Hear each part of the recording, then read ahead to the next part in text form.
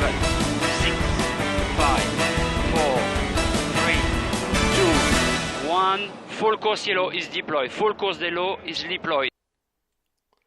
Yes, hello everybody. Welcome to another edition of In Pit Lane. Well, not In Pit Lane. Full course yellow says it's going back all the way to this time last year. I'm very, very tired. I'm very, very sore. So it's going to be a very, very quick show tonight, I would think. But once again, we've got a lot to talk about, but we probably won't have time to talk about it all. The Austrian Grand Prix on the weekend. We'll find out a bit more about that a little bit later on in the program. We've also got MotoGP. We have racing up in Queensland. Mark Jones was up there having a look at the action. I caught up with some of that on the weekend. It was looked like a pretty good meeting, and of course I'm sure we'll talk about Alice Buckley's very good win in the TA2 season. Let's find out what everybody's been up to over the past few days. Peter Johnson is joining us once again, along with Mark Jones and Craig Doc. Let it go, guys. How are we all? Good evening, Brett. Good evening, viewer listeners. Good evening, viewers. Hello, Pete. Hello, Jonesy. Good evening, Doc, Pete, and Brett. And yes, it's fantastic to be on the air. It's some really good weekend of racing, and I slept through too much of it. No, I hope you weren't sleeping at the track, because I tell you what, not only what Brett just said about Alice, a good friend friend of the show, Full Course Yellow / In Pit Lane. We are still in Pit Lane. The logo's still up in the corner, Brett. Well, we are. This is true. I mean, we're exactly. of, yes. Don't shoot yourself in the foot. I'm good at doing that. A good friend of Brett organised the show that came on a couple of years ago, and geez, he's about twice the height as he was now. Kobe Williams was outstanding over the weekend as well, though, too. Geez, he showed some racecraft behind in second place and out in front. The Formula Ford racing was excellent over the course of the weekend, and the duels that he had with Lachlan Evanet and with Joseph Fawcett were just fantastic. And yeah, Kobe didn't have it all his own way. Lachlan did get up for a win, but yeah, the racing was just brilliant. That was the interesting thing was. I mean, we'll probably sort of start there, because I get really, I'm a bit conflicted, because I sort of sit there and think, I see all of these different categories, the legends and the Australian muscle car, come Trans Am, come Super TT, come Hot Hatch, come, you name it. There was all sorts of categories, and we've got way too many categories. The only problem was they were, apart from the production cars, and in the end the production cars had a reasonable sort of field, but everything else had really good fields, and at least the stuff that I saw put on some fabulous racing. Oh, absolutely, yeah. I mean, the Legends cars were tremendous fun doing what they do. There were still 17 cars in the production cars, or at least when the meeting started. We did lose a few over the course. The XLs, actually, the XLs, there were only 20 of them, and so that was... Well, compared, as Richard will tell you, compared with what's happening down here at the moment, that's actually a pretty good turnout. I wasn't going to elaborate as far as Brett, but only 20. I mean, in today's racing, sometimes during these winter months, not up there, of course, depending upon politics, 20's good, yeah, as Brett said. Well, 30 is an average grid for XLs here, and that's with 2 series.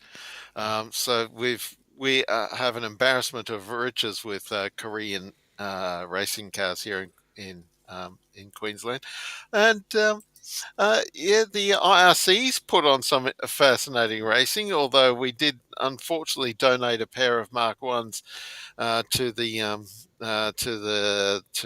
an early finish to the weekend, unfortunately, in a rather nasty little 4-car incident at turn 1, lap 1 of one of their races that saw John Crossing's and Darren Curry's cars damaged and out of the meeting at that point.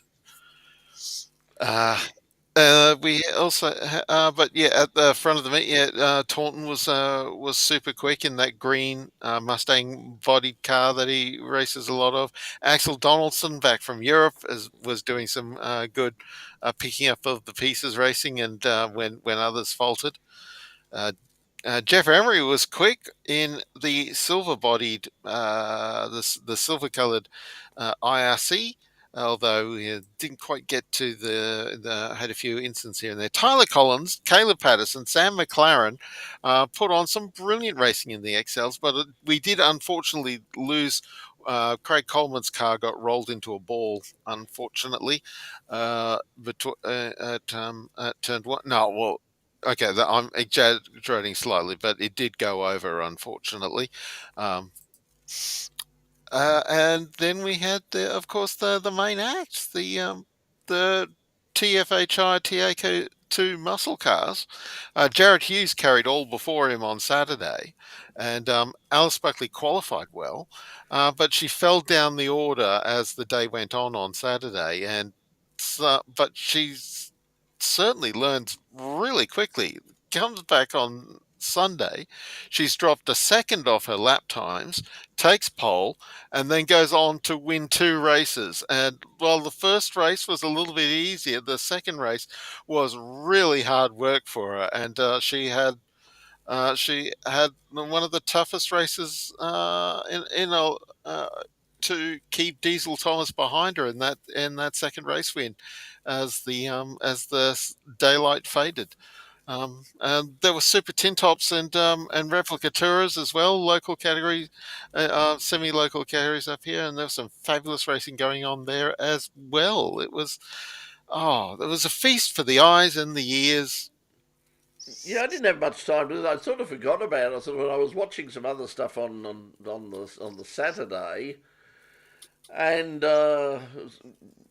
yeah, and then I had to go out, and I was doing some other things and getting bits from a car and all the rest of it, and trying to keep that on the road. And then I sort of flicked around and I saw the YouTube feed, and I went, oh yes, and I'll put that on in the background. And I ended up wasting a whole, well, I don't know about wasting, but a whole lot of time just suddenly disappeared because like I Yeah. saw I saw the Legends car, and I much prefer the Legend cars to look at than the Aussie race cars. I think they're the original and the best. The Legends cars, they look fun, they look fantastic. Took on huge field with some great racing, and I thought, oh good, okay, that's finished now. And then I saw sort of the muscle cars came out, and that was another good field, and there was things like Plymouth Dusters and Oh Pontiac yeah, Ultra Firebirds Combined and Field. Yeah, that Mercury was Comet. Oh, you that was a take away the red flag you mentioned, Jones, in a few yellows and that. But there was over 8 hours of streaming. So, like Brett just mentioned, YouTube. If you jump on it right now, like I did on the Sunday and missed a couple of spots and flipped through it, you can jump on any time and have a look at it. It was great, really great day. The Saturday was, as I said, over 8 hours of streaming alone. mm, mm. Yeah, and that's the sort of thing that That was the good pretty thing that decent. Like we had a 300k production car race to finish things on Saturday, and that ended up being a fascinating race. Trent White and Glenn Walker sharing the Ford Mustang got the win, but they were the only car in the field that wasn't run down by Jake Camilleri in his 15-year-old Mazda 3 Turbo. It was, yeah, it's vintage Camilleri, of course, but vintage it, car it too. yeah, but he drives it so well, and he's still in fantastic form. He's been doing some good things in GT4s with the Mercedes Benz He over in did the. pay a bit of tribute to the family and said he had a lot of help from Joe and the gang all behind the scenes as well, though, too. Well, of He course, did. yes. Joe Junior and Joe Senior, of course, the Camilleri family.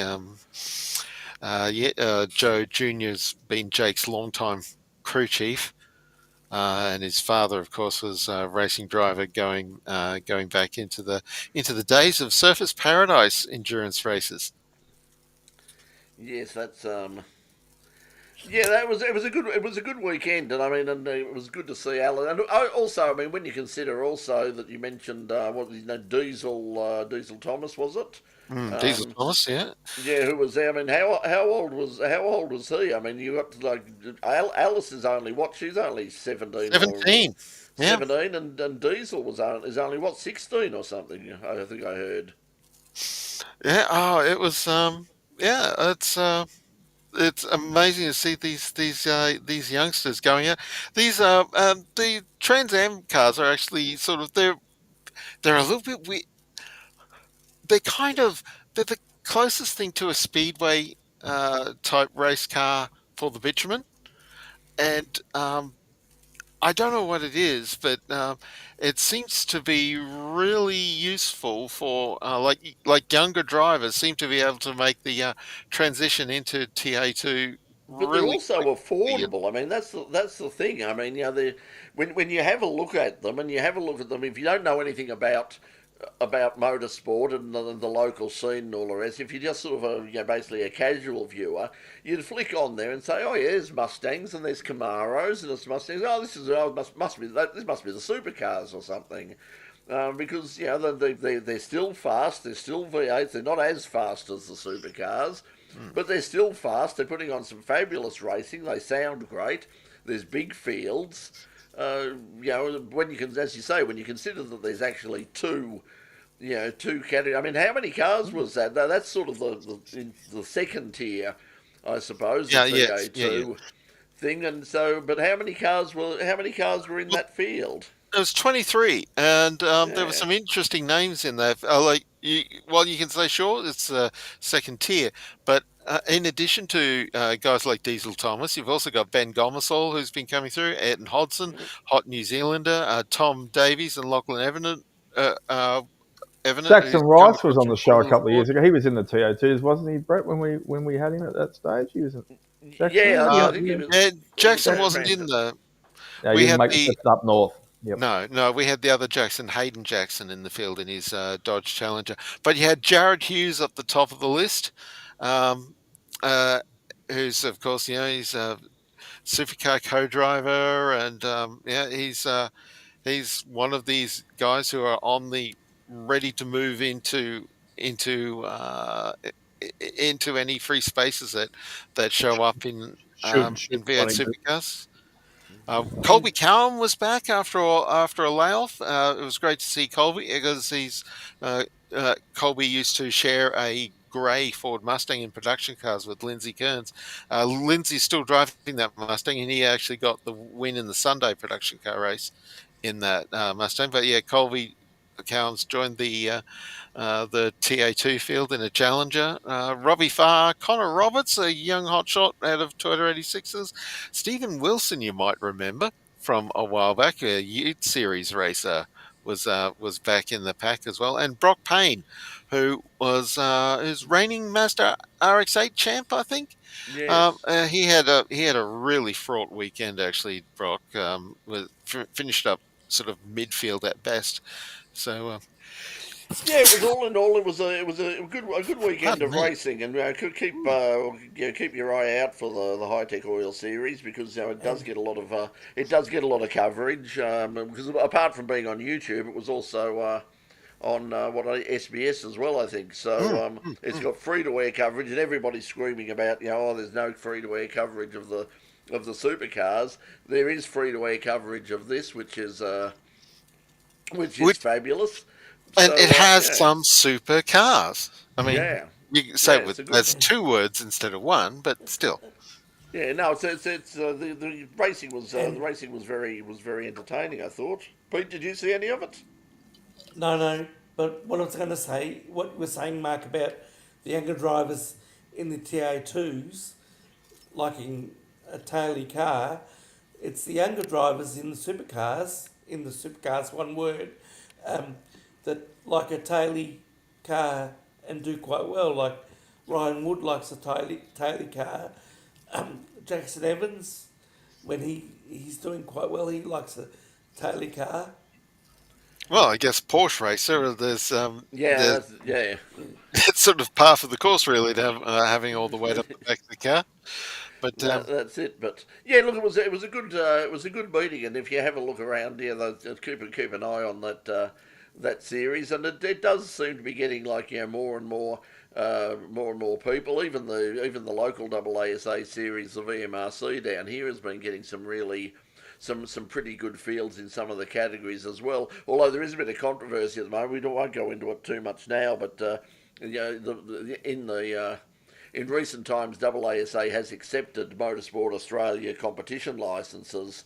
Of course, Motorsport Australia does not accept AASA competition licences. Well, now AASA have sort of joined the party and they played a bit of tit for tat and said, okay, we're not going to accept Motorsport Australia licences. If you want to run at our meetings, you'll have to get a separate AASA licence. So I don't know whether that was totally Did I see in the last week, Brett, that MA dropped the fees on licences as well too? I did see that. Yeah, who was it? I can't remember. Oh. Yeah, anyway, they've dropped it for the young ones and stuff like that. Anyway, they have been doing a lot. I mean, since Sunil Vora has taken over, I mean, they have turned their attention a lot more to grassroots motorsport, because I think they sort of realised that that's been an area that they sort of took their eye off the ball a bit. In fact, there was, like. The previous administration were very much looking at the big picture. They were very much on the Grand Prix international, getting young drivers overseas and racing over there, and also of course the supercars and the big events there. I mean, they weren't totally ignoring the grassroots stuff, but there seems to be a more of a focus now. I think that there's and possibly because Sunil comes from that sort of background. I had a look at I was just flicking around on Natsoft, and I couldn't get over there because my car is dead at the moment. But I looked over the fields. They had the Mark Sports Car Association had a super sprint over at Sandown on Sunday, and they had huge fields. That was one of the biggest turnouts I've seen for a super sprint in a long, long time. Plus, you had a really good turnout, I believe, for the Victorian Hill Climb Championship. That was probably where I was going to end up, because unfortunately, possibly in a way, fortunately for me, because I would have had trouble getting there. I don't know whether the car would have made it or not. It's fine to drive around between here and the local shops. That's about its limits at the moment. You might as well segue yourself, Brett, to the announcement that the V8 Sleuth broke. But Chris, a good friend of ours that we have a lot to do when we do the Geelong Festival and some of the events at Sandown, is the new historic Sandown event that's on in January next year, which interferes with most people's holidays. Yeah, I think that's going to be really interesting, because I've always thought, I mean, and I've told the story before, that Melissa and I actually tried to get something, not like that, but because we always said, like when we went to Goodwood, not to the Revival, but to the Festival of Speed, we always said that, like if you did that anywhere in Australia, Sandown would be the perfect place to do it, if you were going to do that sort of thing, because it's it's very accessible. It's got the big grandstand. It's got all the restaurants, all the corporate facilities. It's got all the show facilities underneath. You can have the food trucks and the whole it's a whole exhibition centre. Brett, the Caravan and Camping Show you and I have worked there. That's, you just display it in that sort of way. Perfect example. And I think we did a story even before you and I worked there. We did a story one year from the Caravan and Camping Show, and sort of the basis of the story was, hey, Motorsport, have a look at this. This is, you're looking for like a venue for like a PRI show or a SEMA style show in Australia. This could be this is the ideal place for it. Just look at what these guys are doing. Look at the way they spread it. They use the mounting yards. They use the track. They had test drives on the track. They had all of the buildings there. They had all of the exhibitions. They had seminars. But you can also go back even decades beforehand. They had motor shows there as well too. So not quite as big as the Caravan and Camping shows we've seen, Brett, but they are a fine example, as you and I have both 110% agree on. Yes, it is. So unfortunately, the jury's out. A lot of people will be on holidays. A lot of people will be travelling away. There are lots of other events that will be involved in.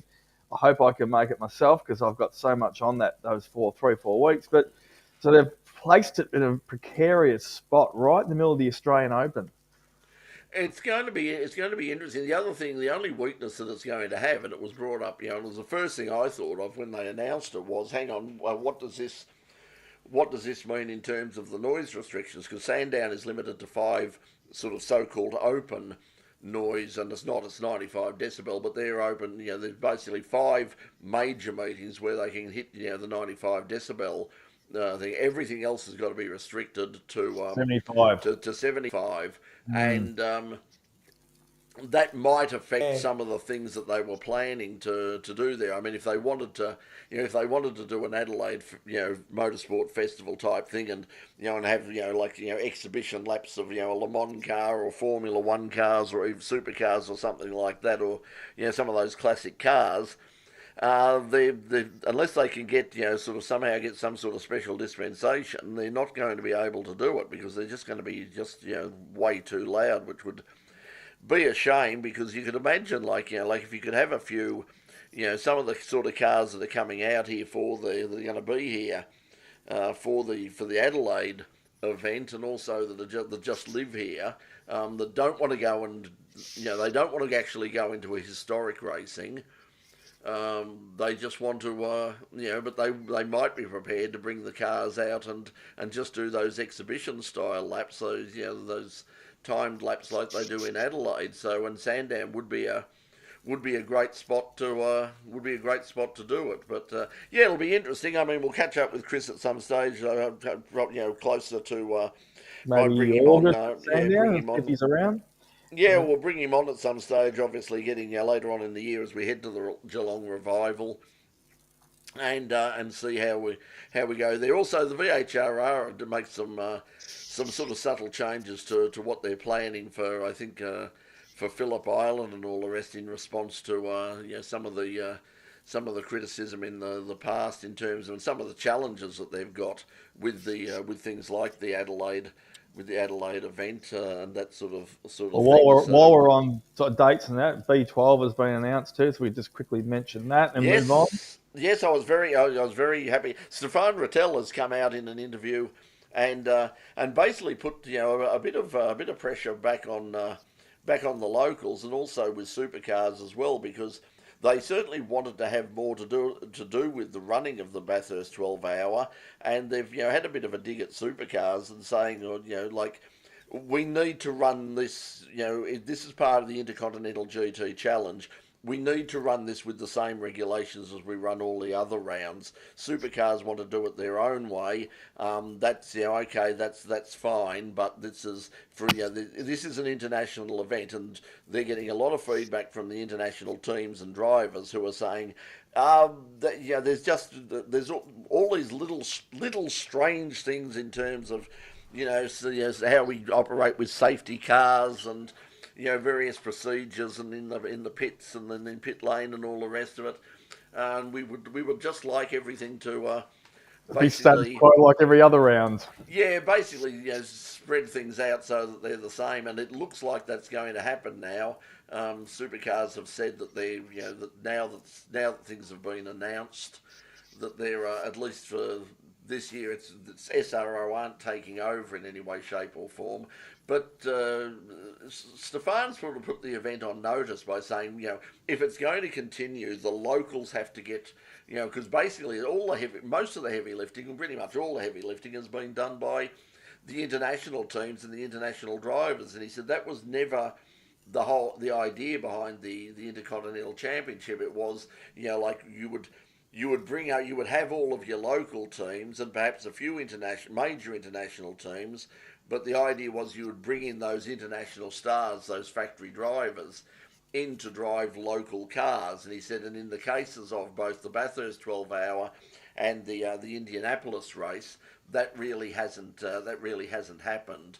And he said, look, obviously, at the moment it's a huge investment for international teams, and there's quite a few teams, including, unfortunately, WRT, who sort of said last year that was probably going to be their last hurrah at Bathurst for the foreseeable future, because they just said the and the budget is just way too much to keep coming out and chasing it. They've done it now. They've won it.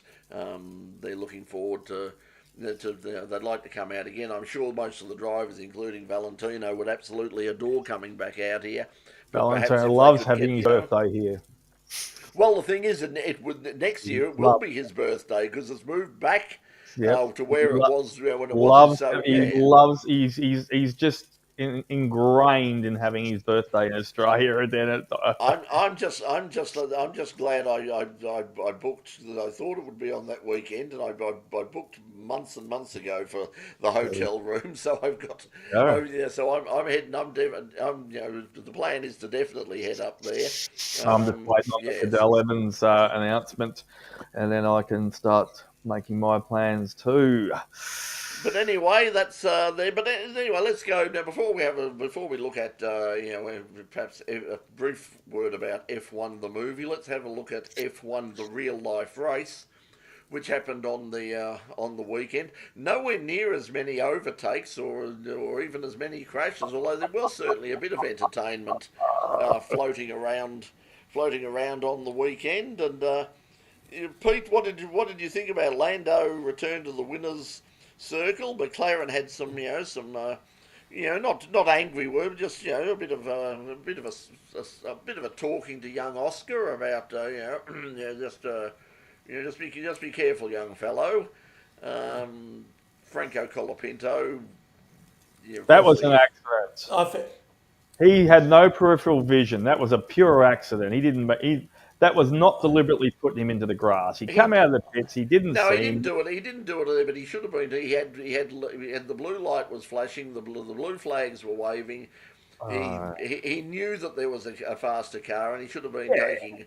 He should have been taking. But it was, no, it wasn't. It wasn't deliberate. There was no benefit for him in doing that, and I'm sure that if he had have taken Oscar out, he would have been devastated. I'm the last to usually pick up the Alpine as a brand itself, but that. I loved Oscar's comment though, which we won't. Basically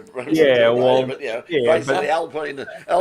2 years later, Alpine's still finding a way to screw me around. Also that stems from his own team, because he also made a comment which I can't repeat at the same time as you guys put me out in blah blah blah blah blah blah expletives. You put me out in this. So that was interesting. I mean, obviously, that the reason he was trying so hard, obviously, to get past Lando when he went for that is, but he knew that if he was in front, he'd get the first call of the pits. So he'd have the first opportunity to box, and he would get the advantage of the so-called undercut. But it was surprising, but everyone's saying, well, they should have brought him in the next lap, and they probably should have. But the thing was, they did actually ask Oscar, and basically said, what do you basically? It's your call.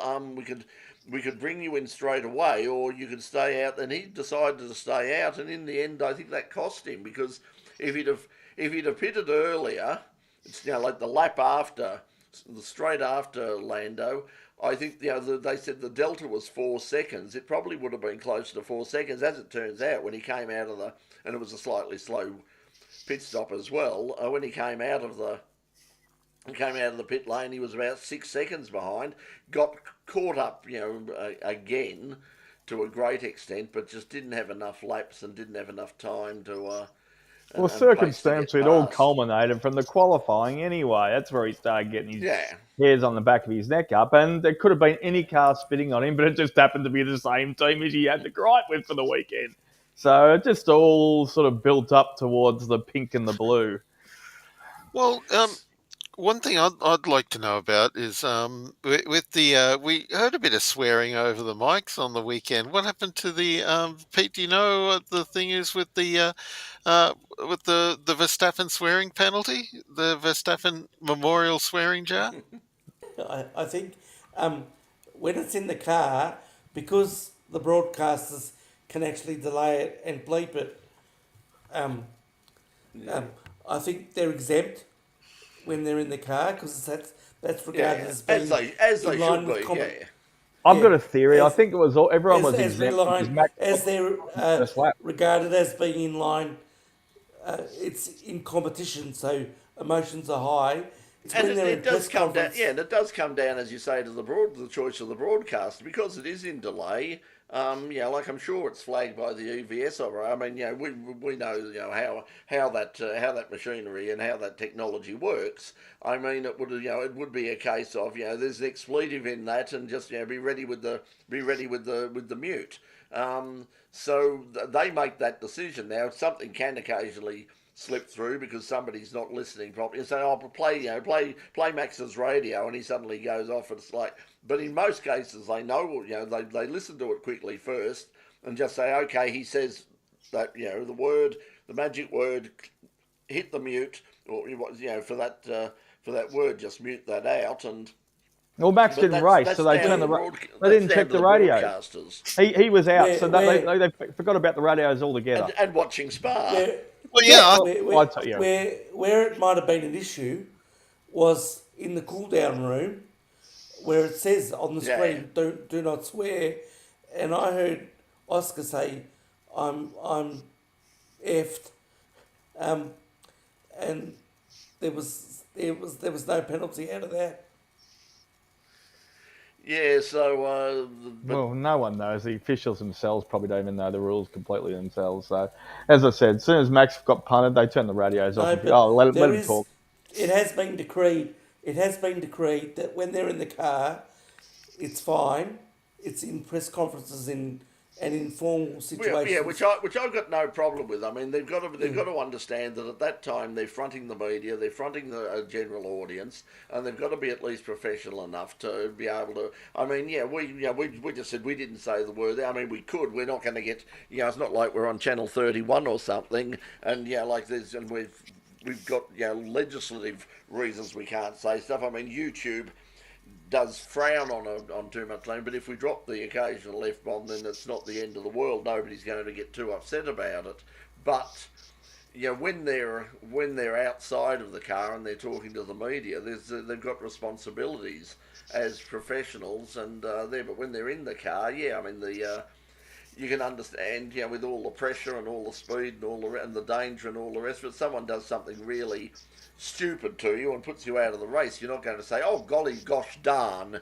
Look at on AFL terms, which a lot of people can relate to, which has happened 2 or 3 times this year between 2 players and a coach. And if you flip, say that you're like, Bruce Lee, you're number 1, you can do that. You get between $1,000 and $1,500 fine, or if you're a coach, it's $2,500 fine. So, and I think 1 or 2 weeks ago, if you're watching the Carlton game and Michael Voss at 3/4 time, you didn't have to be Einstein to lip read what he was saying. spot on, Pete. He's a forceful personality, Michael Voss. Oh, come on. There's worse out there forceful. than him. He's not that forceful because his players aren't listening to take. I can name 3 coaches that are probably physically worse, but also Ross the boss has had his moments. Damien Hardwick's had some good moments. Even and probably the king of them all is the current North Melbourne coach. And you wouldn't want to lip read him too many times in a game every week.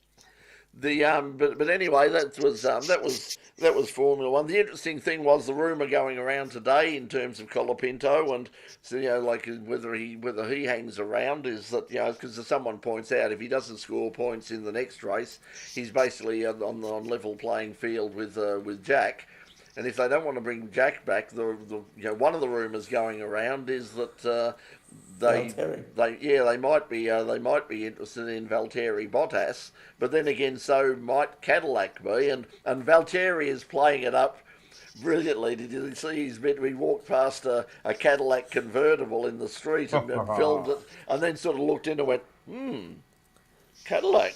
He's got nice seats. He's got too much spare time on his hands. He's doing videos every week because he is reserved, so he's got plenty of time to ham it up, and he's been around long enough to know exactly what bites and what doesn't, what sharks feed on. Anyway, good. As I said to the guys, Jonesy and Pete, before we got on air too, a really good effort by Hulk and Bortoletto and the Green Machines. I thought that was Bortoletto was fantastic. I mean, when you consider that was a really, really good performance. Drive of the day for him. Yeah, so that was that was a really good performance. So we've got obviously Silverstone, another really fast circuit coming up this weekend as well. So we've got plenty to look at there. You would expect the McLarens to be once again extremely fast. Be interesting to see what sort of crowd reaction Oscar gets, especially if he gets in front and wins against Lando, because Lando's obviously the hometown hero. So well, either him Oscar or will stay George cool. or Lewis. I reckon But he'll take a peg off himself and stay cool and just let the media do its own thing. I would assume this week. oh, he will. I mean, you could see that, and once again, you could see how like the different responses and the different temperament of the two drivers. I mean, when Lando was, you could hear the pressure and the panic in Lando's voice. How fast is he coming there? How much quicker is he? How quickly is he catching up to me? He was just constantly finding out. Whereas Oscar seems to be far more laid back. And at some point, really, I mean, unless Lando starts getting on a huge winning streak, there's going to become a time when mathematically, even if Lando keeps winning, all Oscar's got to do, he's got such a margin now that he could possibly just keep finishing second for a good slab of the year and still win the championship anyway, because it's obviously between the two of them. I don't think now, especially now because he didn't finish. I think Verstappen is the only other realistic challenger to the championship, and he's way behind. Canada definitely hurt Lando. Just trying to see how the other Aussie's doing over in the UK right now. He was up almost winning the first set. Demon was playing at Wimbledon. The only situation I can see where team orders come into play is if the, which is unlikely to, is if the Constructors' Championship thins out. The gap in the Constructors' Championship thins out. Yeah, well, as Joe said, McLaren, he says he thinks McLaren will lead towards Lando. It certainly seems to be the case. Whether he's, whether McLaren does feel that way. I don't know why they would, but obviously it does seem that there is a bit of a preference for Lando, perhaps because he's been with them longer or something. They think that he's got a bit of seniority or something, but the team's fortunes have turned around under his stewardship as their team's senior driver. So that builds up some. Like Alan Jones at Williams, for example, he was the guy who led the team as they turned from a back marker into race winners, and that's what. And there's been other other teams that have had those sort of evolutions, like Jackie Stewart with Tyrrell was always the favoured. The favourite son there, and then you had Nelson Piquet during the Brabham years, where you've got, and I guess that's sort of reflected a little bit in when you get like all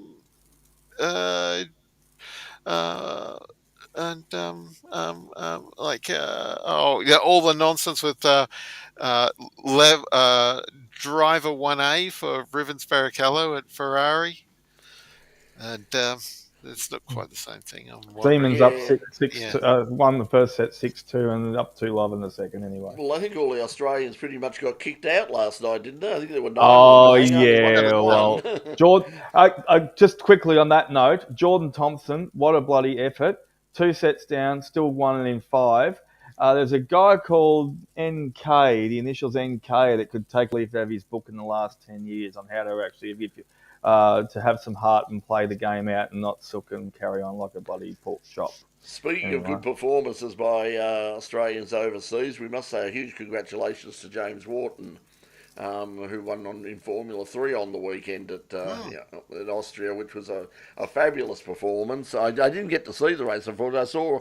I saw a little bit of Formula 2, but I didn't see any of Formula 3 at all. It wasn't until the next day that I sort of found out that James won. So congratulations to him. A great performance there. Really, golf claps all round there. So good luck to good luck to him. I know. I don't know if he's. I don't think. Well, know if he's watching tonight. I know his father Shane was a regular viewer of In Pit Lane and is on our Facebook. Follows us on Facebook. So yeah, congratulations. So if someone passes, if Shane or anybody from the family's watching, or even James, congratulations. Great to see him break through, and really deserves that. A lot of hard work for young Aussies overseas. It's not an easy path to track down. And for families and as well that too. Yeah, huge sacrifices.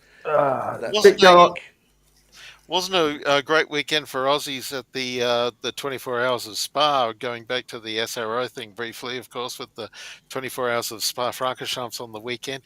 75, well, rather 74 by race start, GT3 cars, because unfortunately one of the GT3 cars was donated to the scenery in the Hyperpole session. Was it the Aston? One of the Aston Martins. Henri Chavez, I think, was the driver of the. Yes, that was a. Whoa. Yeah. But you put up I think you put up a little grab of it, did you, Jonesy? Not of that one, I don't think. But there were a few. You put the mix up. That's right. The save. You put the save up. That's right. Yes. Yeah, that was. Oh, yeah. And during practice, one of the Ferraris, an art car Ferrari, no less, had a huge slide. Murray Walker, wasn't it? Eau Rouge, and I don't know how they kept it off the wall. It actually locked the fronts at one point, and the back end came swinging around like an old Porsche 911, and somehow didn't touch the tyre belting. You've got to wonder with Spa, however, that because there's been another fatality there just comparatively recently in a junior formula. It's a spectacular circuit and all the rest of it. And it's all right to say, well, it's all part of the traditional. But gee, when you see a couple of those, those crashes, I mean, that one sort of later in the race where you had that slow McLaren going round and got cleaned up by the Porsche. There's so many really, really fast blind corners. Although it probably would help a lot. And I think the FIA and Motorsport Australia and the BAs or Motorsport Britain and just all of the governing bodies have really got to get together and have a serious word with drivers about what a bloody yellow flag actually means. I'd be interested. I'd be interested to see Naka's sort of comment on that as well. Because the thing was, it's been coming for a long time. I remember when young Cam Manderson went over and raced Formula 3 from Australia. It was he went over there. And his team sort of abused him because they said, you are losing time. And then he went, well, there were double yellows, and they said, just as long as you don't pass anybody, great opportunity to catch up, sort of thing. And he went, well, wow, this is, it's like they don't take much notice of them at all. I mean, but now they've got all the data though, Brett. Now they have that's it. There's no excuse now. They can sort of. So perhaps they've got to put in almost like a sort of a local control, code 60 or something, or a code 80 or a code 120 or whatever it is, and just say that when the yellow flag, single yellow, basically no passing and be ready to send all of the things that now, but double yellow, code 120. Or whatever, or code 60, or code and a 80, harsher penalty, if you do it twice, you might get disqualified or something. Or if you like our suspended for a race meeting, I think is a penalty that people have to consider. Well, it wasn't for Bortolotti. I mean, Mirko Bortolotti from the Nürburgring. I mean, he passed how many? 7 or 9 red flags where you just barreled through it, full on racing speed, passing people, and he just said, "Oh, sorry, didn't see them." There was less like there was. It wasn't like you could say that. Okay, there was 1 or even 2, but really, I mean, by that time you've got I'm sure that there was stuff coming through from race control into his radio. He's probably got a light on the bloody dash that's flashing red as They well. all do now. Yep, yeah. they all have mandatory have a light on their dash, whether it's yellow or red now. They all do. Yeah. But anyway, Speaking of red and yellow and all that sort of stuff, well, pink and blue. there's a little bit going on in MotoGP in the world at the moment, and just as much off the track as there is on. Actually, it's quieter on the track, even though you've got the usual hustle and bustle. And got my reservations for Pecco at the moment. He just seems to be the confidence. You can riding craft's there and the confidence there, but when he goes one-on-one with Marc Marquez at the moment, who on the weekend scored the double with the sprint and the MotoGP win, but that's the first time he's won 3 in a row since 2019, back in the old days with his old team, which I'll get onto in about in a minute, which has got nothing to do with him. But Pecco, when he has that duel with him now, he seems to come off second best most of the time. It seems to dint his confidence while he's out there, and he drops a bit harder than like he used to in a couple of spots. Although when he recovered a little bit and got back up to third on the podium on the weekend. And Alex Marquez had a little bit too much ambition and threw himself down the corner early on in the race. And as he was trying to come out of the corner, recovered it because he almost clipped other bikes and shoulders and arms and everything else. He basically high-sided himself. So that's what threw him out for the race. But the main event at the moment is off the track. So Jorge Martin, who has, as we've spoken about on Full Course Yellow throughout the year, has been injured on and off and tried to make a comeback, etc. like that. Well, part of his contract, so-called contract, and we don't know at all because there's lawyers pouring all over it from about 3 different angles now, is that he wants out from Aprilia. And he says it's in his lawyers and his team says it's out. Aprilia says, no, you're contracted, blah, blah, blah. And now Dorna, Mr. Camello, the CEO of Dorna, has now stepped in and says, if you are a contracted rider, you cannot be signing and you can do negotiations, of course, and have chats and coffees and stuff, but you cannot be signing up for a team. So Mr. Jorge Martin wants to go to Honda next year.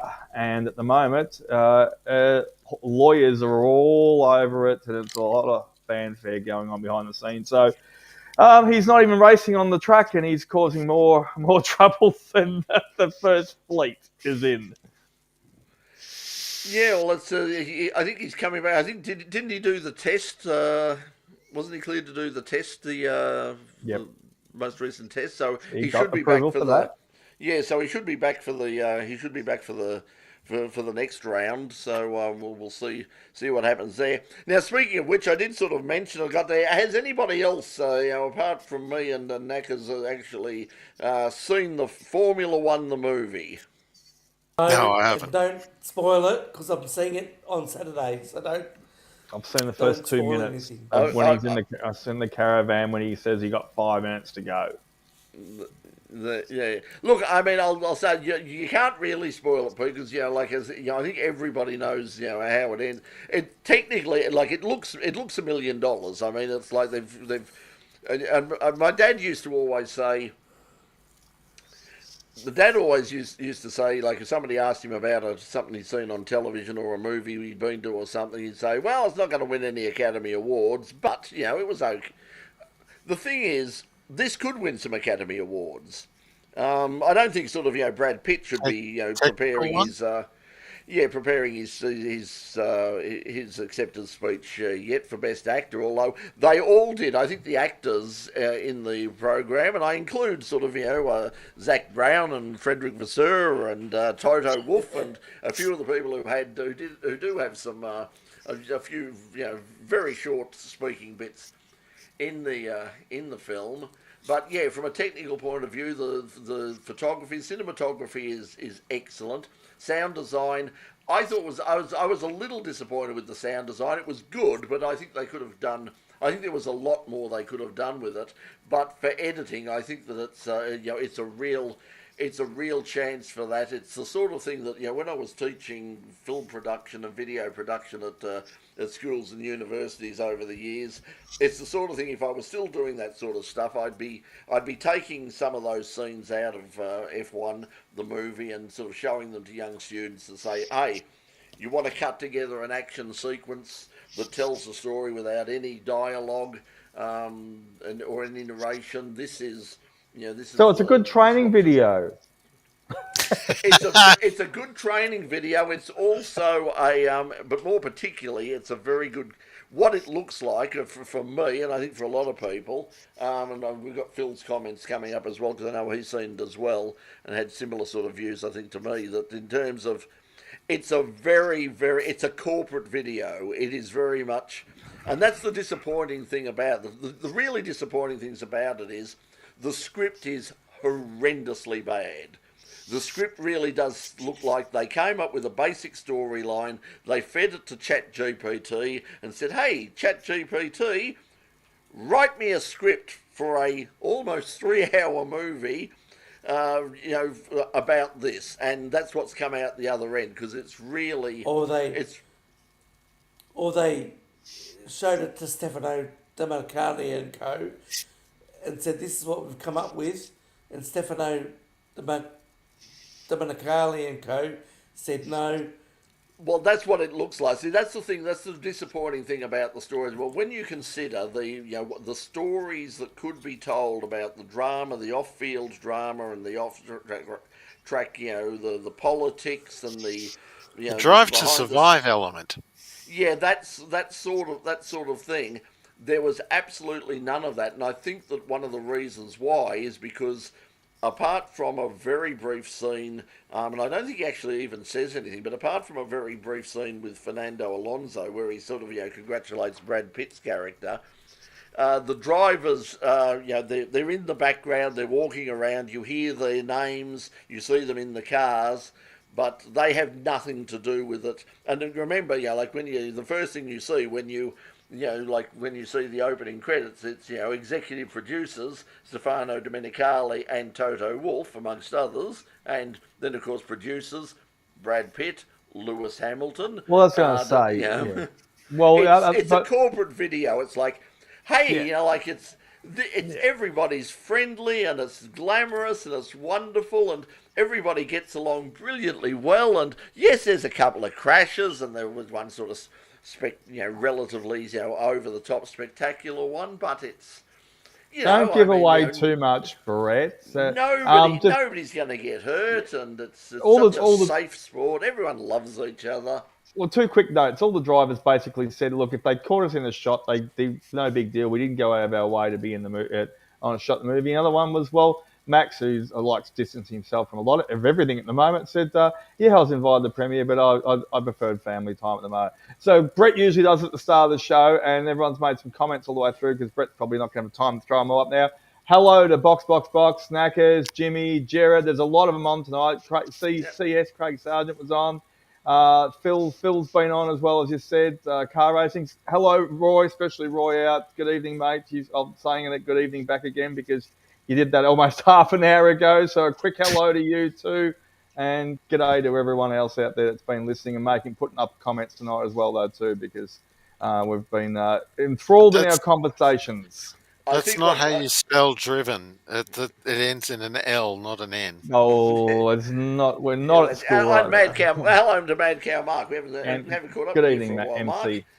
I think what Jared's saying that Ford versus Ferrari and Rush were better racing movies. I would definitely say, particularly Ford versus Ferrari. I think in terms of probably closer to factual. That's why. Well, I think in terms of a movie that people can go and watch who aren't racing fans, I think Ford versus Ferrari had a far more human, interest. It's the story real storylines. The story is so basic, but as I said, the characters are all very believable. They're all very, very nice. Really? Nobody. There's no. Yeah, I mean, the Formula One driver. No, but the scenario's totally nonsense. And there are just stuff. I mean, I was obviously one of the few in the preview. I was at a preview screening, and I was probably one of the only people by the sound of it, I was one of the few sort of motor racing fans in the audience, because there were a couple of times when you'll just go, oh my God. You just put your head in your hands. But it's not, but that's obviously the big one. I mean, Brad Pitt is way too old for the role. The whole idea that, somebody has been out of Formula One for 30 years suddenly is picked up and literally walks into the pit lane at Silverstone during testing and sort of looks down and goes, no simulator, no nothing, and goes, yeah, well, I've got the gear, I'll just sort of jump in and go for a few laps and see how we go, and then sort of is instantly on the pace. That's the other thing is there's a few subtle digs about you might have seen some of them in the trailer about sports car racing, and like some things like Le Mans at one stage is Le Mans and Daytona are sort of described as obscure bizarre obscure events that nobody outside of the anoraks know about, sort of thing. So it's it was It is a Jerry Bruckheimer film.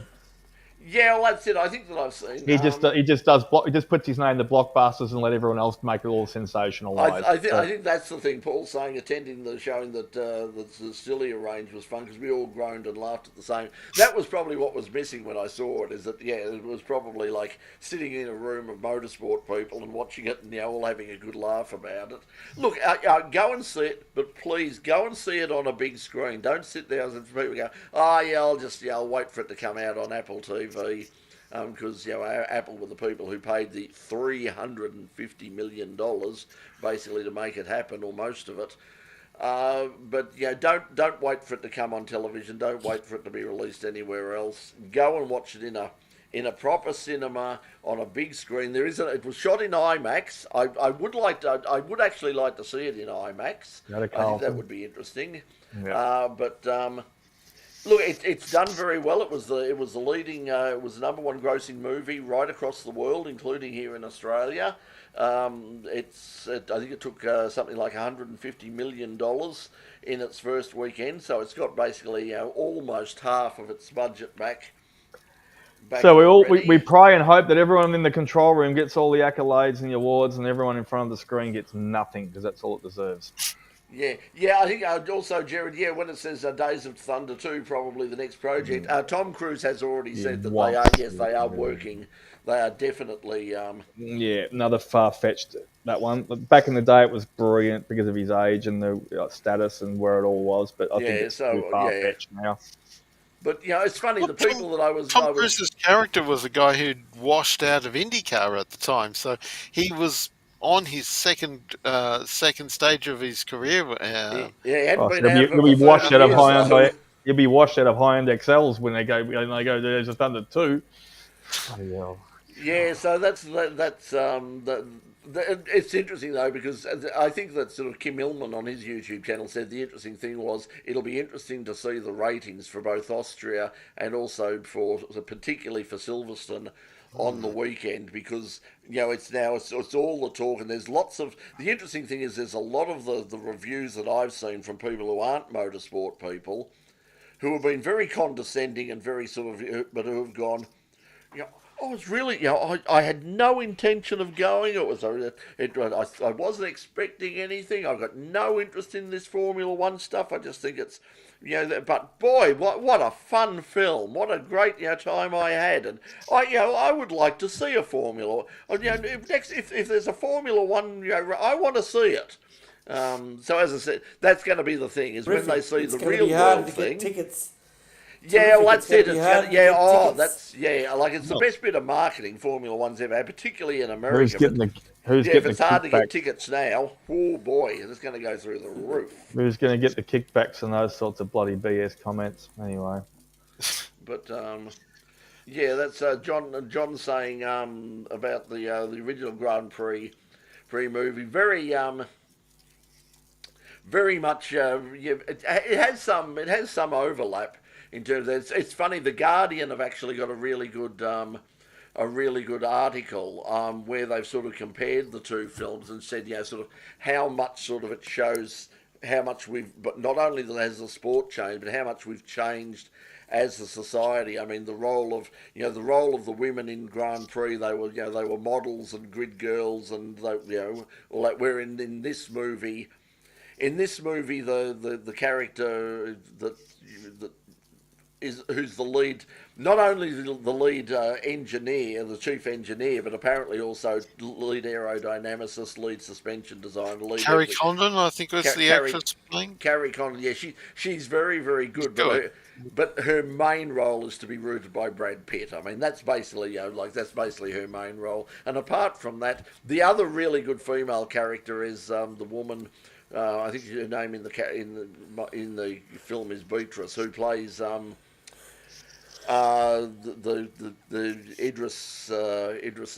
Damon Idris's mother. In the film, she's got that very dry sort of West Indian Jamaican wit about her, and she sort of cuts through. I think it would have been a much more entertaining film if they had have sort of made it about her. Welcome to Jamaica and have a nice day. Anyway, yeah, so it was really good. Yeah, if you haven't seen it, you can pick up the Grand Prix Sarah is Niles. on. Sarah Niles is the name of the actress who plays. Yeah. So she was very good. As I said, they were all really good. There wasn't anybody that you went. There's also a bit that you'll see. Because I said there's no sort of conflict apart from the initial conflict between the two drivers and a couple of very briefing sort of doubting Thomases about Brad Pitt's possibility. There is one over-the-top character who you will see instantly. Don't know if it's based on anybody. It'd be interesting to find out who it is based on, but you'll see it immediately. He's probably the only character that's just he's way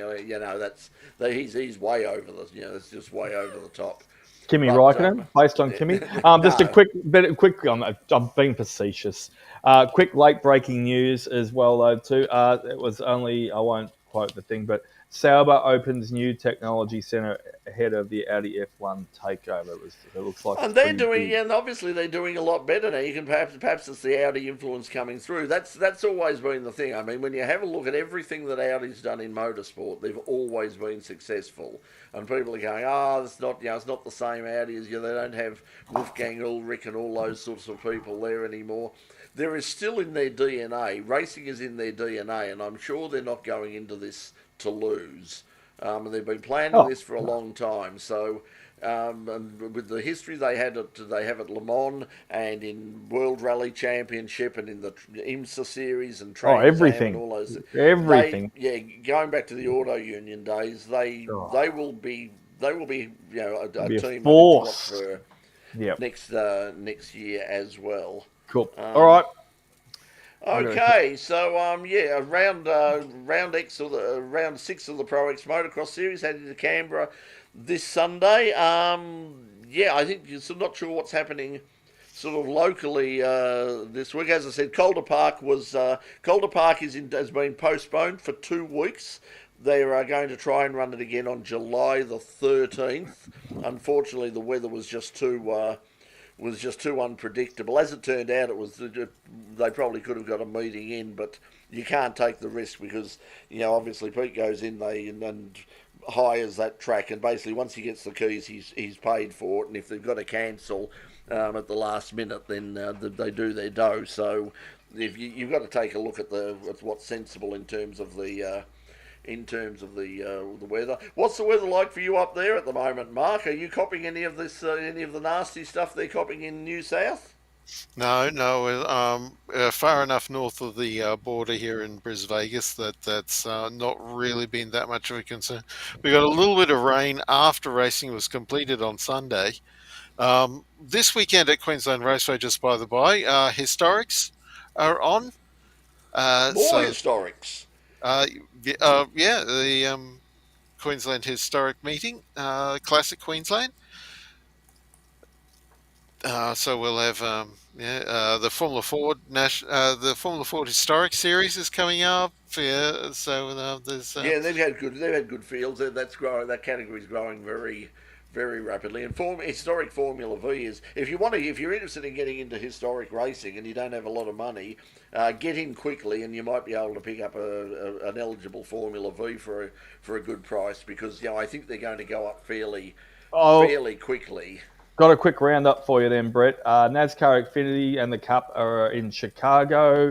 IndyCar's in mid-Ohio. DTM's at the Nürburgring. Just quickly, also Moto 2 and Moto 3 at the Saxon Ring. World Endurance Championship is at Interlagos. Yeah, We've got supercars. Oh, is that this week? in Is that this weekend? Yeah, the WEC is in. Oh, sorry, no, the WEC is Interlagos next weekend, and Supercars is in Townsville the following weekend as well. Following weekend. Yeah, what is They this both weekend? Did I just realise today? So reminded once you? again, I'm not going to be able to go anywhere anyway. So they're Classic Le Mans. The Le Mans Classic. Oh, European Le this Mans. weekend. 4 hours of 4 hours of Imola's on. That's a few. That's not this weekend. I don't. No, this weekend it is. Yes, It is this weekend. Okay, European so Le Mans, 4 hours of Imola this weekend. Okay, so for 4 hours of Imola this weekend, so that's something else to watch. But the 24-hour the Le Mans Classic will be on this weekend. Every amazing car you've ever seen. You talked about the movie Le Mans earlier. If you love the movie Le Mans, you will love the Classic. There are 917 Porsches. There are old 911 Porsches. There are Corvettes. There are. You've just reminded me, Brett, what's so important. We need to and- get Christian on Christian on FCY in a couple of weeks' time when he comes back. When he comes back, yeah. Because Christian has just done, as if you don't know, he's a friend of Brett's for decades, and also a friend of mine when we go to events now.